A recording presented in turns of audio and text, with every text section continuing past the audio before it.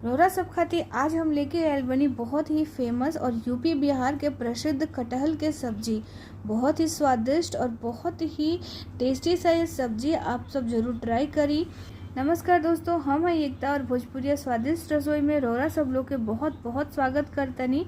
आज के इस वीडियो में हम आप सबके साथ शेयर कर रहल बनी कटहल के सब्जी जौन हमने के गांव देहात में बनेला बिहारी और यूपी के स्टाइल में। तो चलिए बिना देर करे आज के टेस्टी सा रेसिपी शुरू करतनी जा। तो सबसे पहले हम इसकी कढ़ाई में पानी गर्म करतनी, ओकरा में डाल देले बनी 1 से 2 बूंद तेल और साथ में थोड़ा सा नमक। जब गर्म हो जाए तो डाल दही कटहल और कटहल डाल करके 2 से 3 मिनट बस एकरा के सॉफ्ट कर लेवे के बाद और एकरा के अब आप निकाल के अलग बर्तन में रख ली।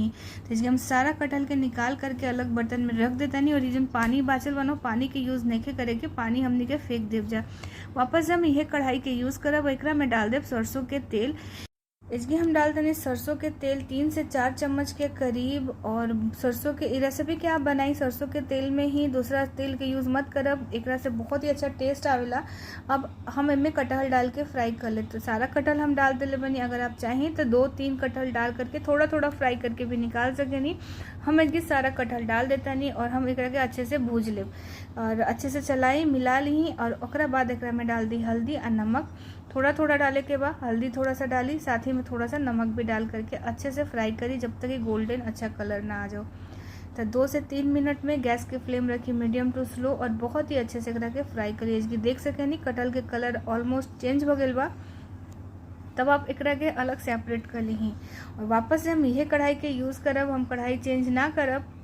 बस अब यह कढ़ाई के यूज़ करी, एकरा में वापस से तेल डाल दी 2 चम्मच सरसों के ही तेल हम इसकी डलले बनी। साथ ही में हम कुछ खड़ा मसाला ऐड करते नहीं जा। तो अब हम डालते नहीं जीरा, आधा छोटा चम्मच के करीब 2 तेज पत्ता डाल देले बनी। साथ ही डाल दे 1 टुकड़ा बड़ी इलायची, साथ में जाई 1 दालचीनी के टुकड़ा, साथ ही में जाई 2 से 3 लौंग, 2 से 3 काली मिर्च।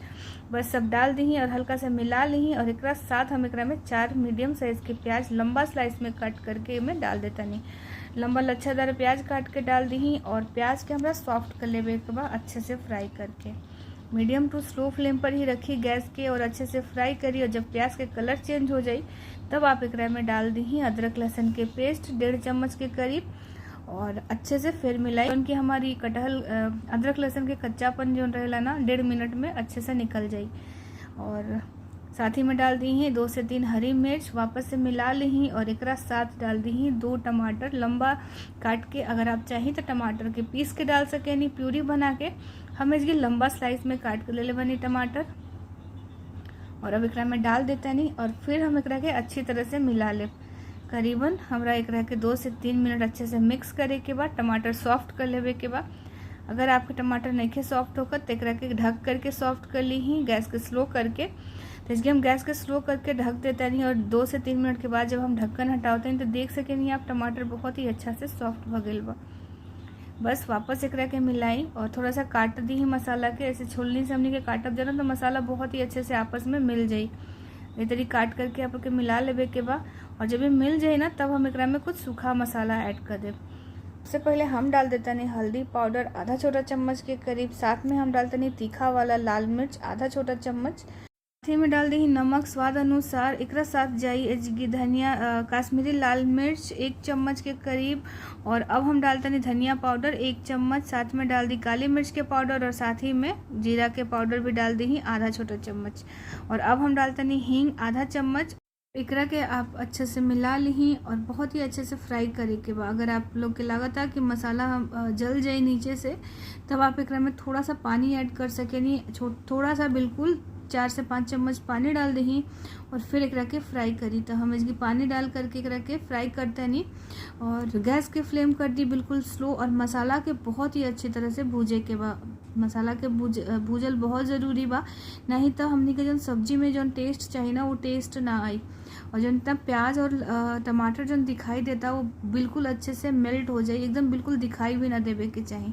और एकरा के ढक के भी पका सके नहीं तो हम इसकी ढक देता नहीं अच्छे से मिला करके। और 2 से 3 मिनट के बाद वापस हम एक ढक्कन हटाते हैं तो आप देख सके नहीं हमारे प्याज और टमाटर बहुत ही अच्छे से आपस में मिल गए बा और दिखाई भी नहीं दे। वापस एकरा के चला ली और बिल्कुल सोना सोना एकरा से जब खुशबू आवे लगी तब एकरा में ऐड कर दी गरम मसाला आधा छोटा चम्मच। गरम मसाला डाली और अच्छे से डाल करके खाली मिला ली। और मिलेला के बाद एकरा में ऐड कर दी कटहल भी डाल करके आप एकरा के अच्छी तरह से मिलाई, अच्छे से मिक्स कर ली जब तक कटहल से हमारा अच्छे से मसाला में पूरा कोट हो जाई तक एकरा के अच्छे तरह से फ्राई करी। और अगर लगा था कि मसाला नीचे से जलता तब आप थोड़ा सा इसमें पानी डाल सकेनी, थोड़ा सा पानी डाली और वापस एकरा के भूजी जब तक हमनी के कटहल और मसाला साथ में अच्छे से भूज लेवे के बाद तब एकरा से बहुत ही अच्छा सा स्वाद आवेला और बहुत ही अच्छा सा एक टेक्सचर भी तैयार हुई मसालन के हमनी कटहल में। और बस बहुत ही अच्छी तरह से भूज ली है। भूज करके हम एक जगह डाल देते नहीं 1.5 गिलास के करीब पानी, और हम एकरा के पराठा के साथ सर्व कर ले बनी। ऐसे पानी की क्वांटिटी हम कम रख ले बनी। अगर आप इस सब्जी के चावल के साथ सर्व करे वाला बनी तब आप एकरा में पानी के क्वांटिटी ज़्यादा कर दी। हम इसकी लटपट करके सब्जी उतारब थोड़ा सा हमारा जो ग्रेवी के थिकनेस बना वो थोड़ा सा रही, तो ऐसे हम थोड़ा सा पानी के यूज़ कर ले बनी। और बस एकरा के अब ढक देता नहीं करीबन 3 से 4 minute medium to slow flame पर, और मीडियम टू स्लो फ्लेम पर ढक दी। और देखी 3 से 4 मिनट के बाद हम एक ढक्कन हटाओ तनी तेज की देख सके नहीं कितना बढ़िया हमारे कटहल के सब्जी के कलर भी आयल बा और कितना बढ़िया एक टेक्सचर भी बन के तैयार हो गए। अब गैस बंद करे से पहले आप एकरा के एक बार अच्छे से मिला ली।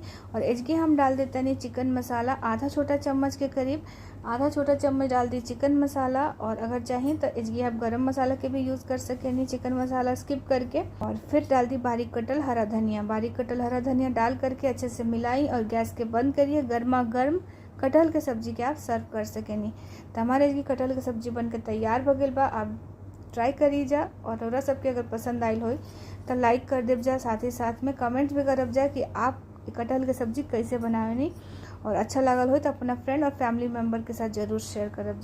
अगर हमारे भोजपुरी चैनल आप सब लोग के पसंद आवता तो जल्दी से सब्सक्राइब कर ली, साथ ही साथ में बेल आइकन भी दबा दी नोटिफिकेशन खातिर। सब्जी चावल के साथ बहुत ही टेस्टी, बहुत ही स्वादिष्ट लगेला। आप सब जरूर ट्राई करब जा। एक नई रेसिपी के साथ, तब तक के लिए बाय बाय।